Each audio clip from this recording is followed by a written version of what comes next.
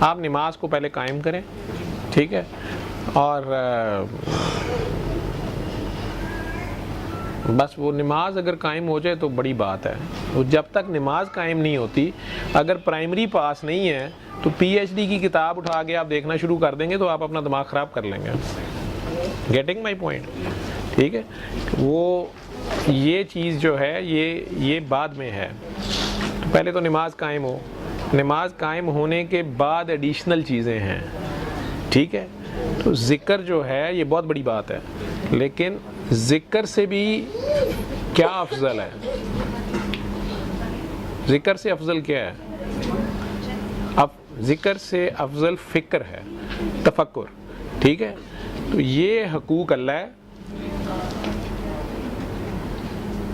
اور یہ حقوق عبداللہ ہے، تو یہ فکر ہے، ٹھیک ہے.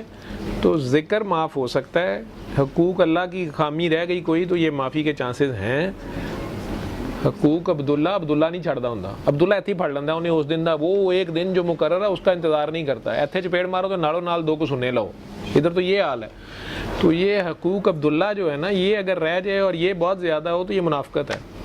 قول زیادہ ہو اور فعل کم ہو، یہ منافقت ہے، ٹھیک ہے. منافق کے نصیبے میں ہدایت نہیں ہے، پھر وہ پھنس جاتا ہے پھر الٹا، ٹھیک ہے. تو اللہ نے خود ہی کہا ہے کہ میں نے کتاب کے وارث 3 طرح کے لوگ بنائے ہیں.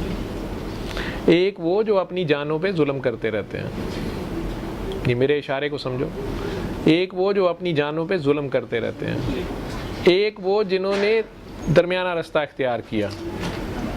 اور ایک وہ جو نیکی اور بھلائی کے کاموں میں سب سے افضل لے کے سبقت لے گئے، اور یہی حقیقی ہدایت ہے جو نصیبے والوں کو ملتی ہے، ٹھیک ہے.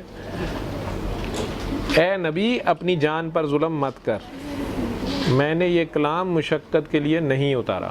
سورہ طٰہٰ کا سٹارٹ ہے. سرکار کو کہا جا رہا ہے تو میں اور آپ کس کھیت کی مولی ہیں، ٹھیک ہے.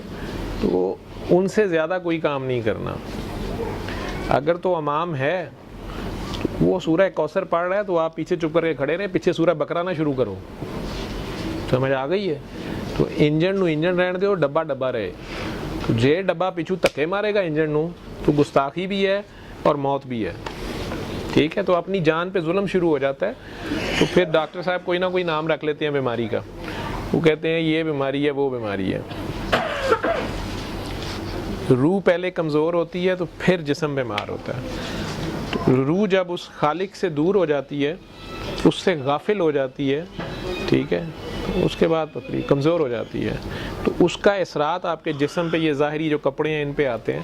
تو ڈاکٹر صاحب پھر کوئی نام رکھ لیتے ہیں. کوئی بھی نام رکھنا تو ہوتا ہی ہے انہوں نے. یہاں سے شروع ہوتی ہے بیماری، ٹھیک ہے. یہ تھائرائڈائٹس بھی یہاں سے شروع ہوتا ہے. تھائرائڈ کا کنٹرول بھی یہاں سے ہے. تھائرائڈ سٹیمولیٹنگ ہارمون یہاں سے آتا ہے.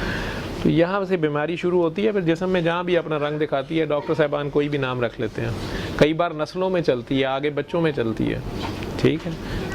دادے کی جائیداد آتی ہے تو دادے کا لونا میٹھا بھی ساتھ ہی آتا ہے، ٹھیک ہے. اچھا آتا ہے تو پھر کڑوا بھی آتا ہے، سارا کچھ آتا ہے. دادے دادی نانے نانی کا. بہرحال